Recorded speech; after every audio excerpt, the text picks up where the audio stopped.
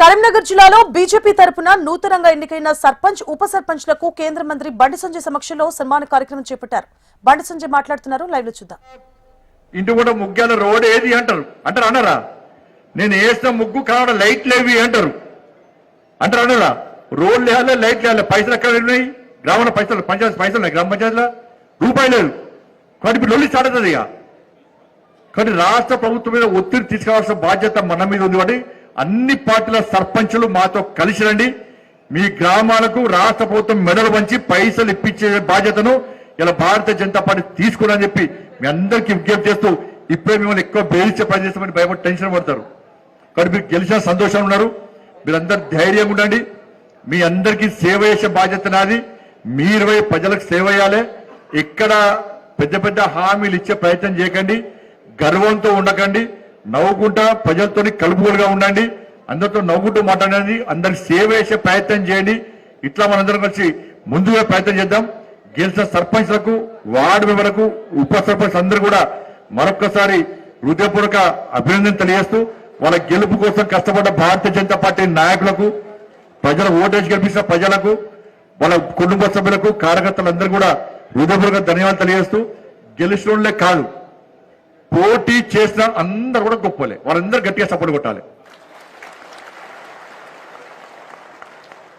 మీరు నమ్మరు అన్న, నేను నేత కష్టపడ్డా అన్న తృప్తి నాకున్నది. నేను పార్లమెంట్లో వెళ్ళి అమిత్ షా గారిని, నడ్డా గారిని, సంతోషి కలిసి నేను పర్మిషన్ తీసుకున్నాను. సార్, నేను కరీంనగర్ పార్లమెంట్లో సర్పంచ్ గెలిపించుకోలే, పార్టీ కోసం కార్యకర్తలు జెండా మోసి పనిచేసారు, జై జై అనుకుంటూ తిరిగింది సార్. వాళ్ళ కోసం నేను పనిచేయాలని చెప్పి ఇప్పుడు నేను ఏం కష్టపడ్డానో, ఏ విధంగా ఇబ్బంది పడ్డానో ఈ మీడియా ముందు చెప్తే నామూష్ అయితే నాకు చెప్పలేను కూడా. ఏం చేస్తామో శాంతి కుమార్ గారు తెలుసు, మనోహర్ రెడ్డి గారు తెలుసు, మోహన్ రెడ్డి తెలుసు. ఎట్లా కష్టపడము, ఏం చేస్తామని. ఏ కష్టమైనా, ఏ ఇబ్బంది అయినా కూడా నేను మిమ్మల్ని నాకు చేతనైన విధంగా మీకు సహకరించే ప్రయత్నం చేసిన. కొన్ని గ్రామాలలో సర్పంచ్ నామినేషన్ వేయడానికి కూడా మన కార్యకర్తల పైసలు, నామినేషన్ వేయడానికి పైసలు కార్యకర్తల దగ్గర.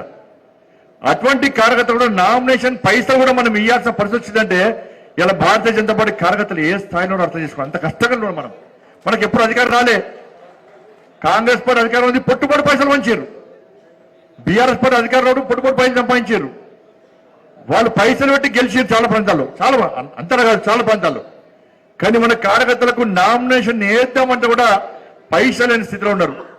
అందుకే వాళ్ళందరూ కూడా నామినేషన్ వేసినటువంటి ప్రతి వార్డు మెంబర్ కానీ, సర్పంచ్ కానీ, ఉప సర్పంచ్ కానీ నామినేషన్ వేసినటువంటి ప్రతి భారతీయ జనతా పార్టీ కార్యకర్తకు, నాయకులు అందరూ కూడా నిజంగా హ్యాట్స్ ఆఫ్. వాళ్ళందరూ కూడా భారతీయ జనతా పార్టీ ఏందో చూపెట్టారు. 500కు పైగా గ్రామ పంచాయతీలో మనం పోటీ చేస్తాం.